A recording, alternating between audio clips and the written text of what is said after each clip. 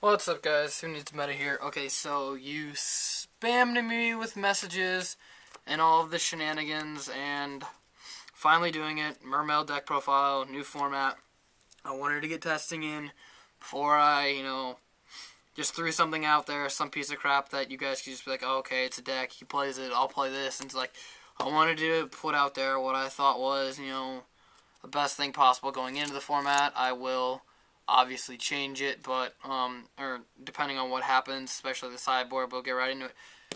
This is up to 3 now, 3 Megalo. I feel that 3 is necessary with the loss of titles and just the fact that you need more discard outlets and you need more boss monsters, and you'll go through it and you'll get a lot of grind games.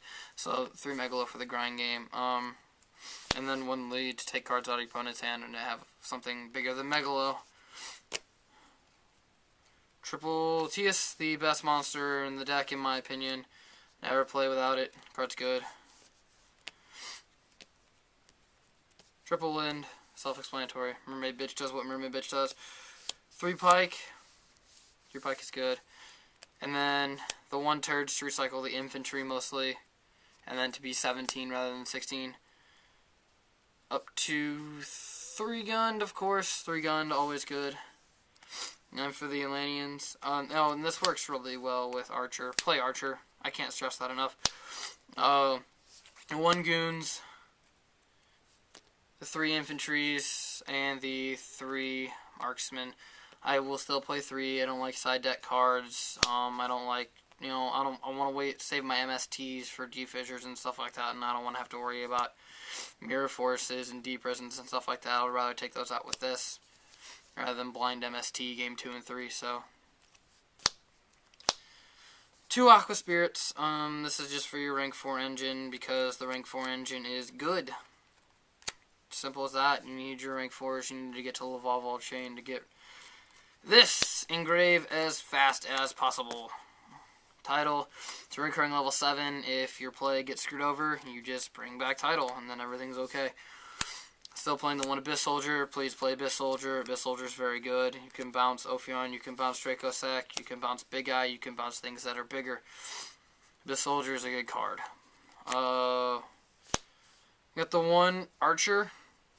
It's incredible. Seriously, if you set up your hand right, this card will always be live. If you understand that your play could fall apart to a Tarantula or something and you need something to recur back, this is a fantastic, meat shield just to sit there and do nothing when you just need to, pitch an Atlantean to get rid of something. If you need to get a problem monster off the board or a problem back row, pitch, 1 of your Atlanteans, bring this out, special and defense, and just let it sit there. It's a wall to let you have free discards. You have a free discard every turn, basically, because this is in your graveyard.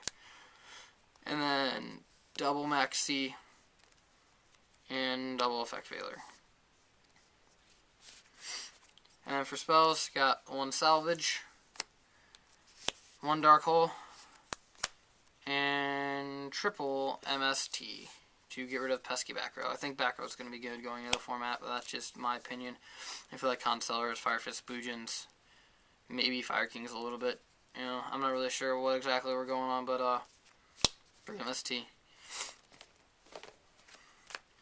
And then traps, just 3 Abyss Sphere.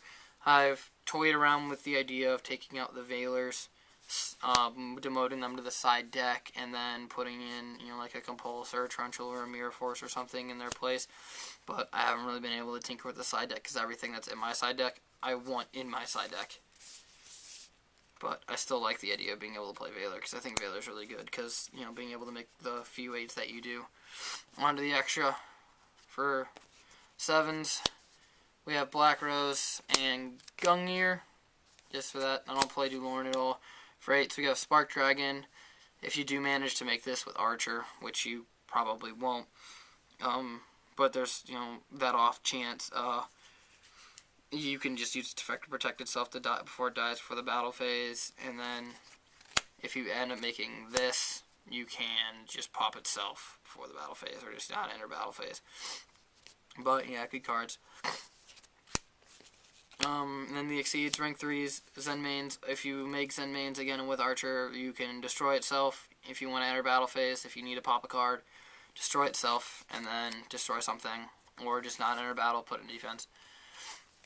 1 Leviair to recur back stuff that you banish with Title and Aqua Spirit. And then the 1 Leviathan Dragon, because it's a water monster, so you can bring it out. You can detach Marksman off of it, and then get to pop a set. And then you can, it's easy to make with Archer, and you can have, it's a water monster, so it won't die in the battle. For 4s, Maestroke, Direwolf, get rid of D-Fissure. And Lavalval Chain, dump. Get rid of get Archer in there, get targets for gun in there, top deck Tias, all that shenanigans. Abyss Dweller, because you get Goon Search off of it, you bump 500 attack. Everyone forgets you gain all your water monsters gain 500 attack, you get buffs. And it's amazing in the mirror match. I won a mirror match at locals today because of this card. For 7s, Draco Sack, obvious. Big Eye, obvious. And then Double Gaius, you definitely need to. You'll make both, for sure. And then for the sideboard, I showed this off a little bit in the discussion video, but dear God, is it good. It's so good. The 2 Snowman Eaters. I bumped this up to 2, because I thought it was incredible. Whenever I played against Dragons last format, I was just like, okay, Vanity's Fume is my go-to card. I gotta get a second. A lot of people are saying it's going to be ass next format. I disagree. Vanity's Fiend will always be good. It's better than Fossil Dyna, because you could be like, okay, banish 2 for Title, and then, you know, attack 26, then sack for this.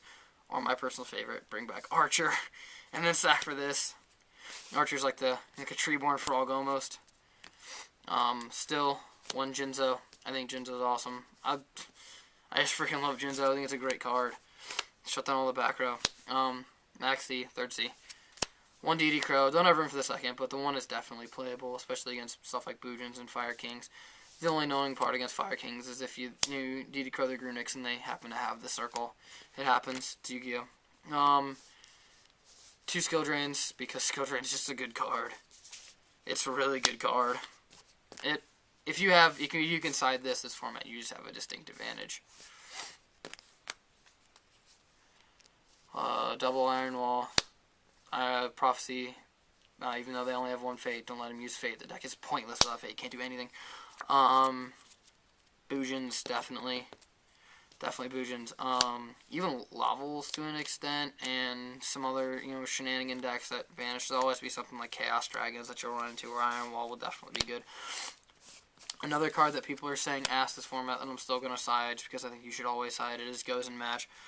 I always feel like Goes and Match is a good card. If you can side Goes and Match, go ahead and side Goes and Match. I feel like it's really good. Against it, you're always going to find those decks at regionals or locals or something where Goes and Match will be good against. And then last, obviously, the 2 Royal Decrees, being only playing 3 traps and siding Jinzo. Jinzo's kind of the one with legs, but it's Jinzo's just better in the Chamber matchup. But sometimes you don't always have that tribute, so you gotta have the Decree. One thing I want to note on: there's no Blader in my extra deck because I don't think Blader is gonna be any good.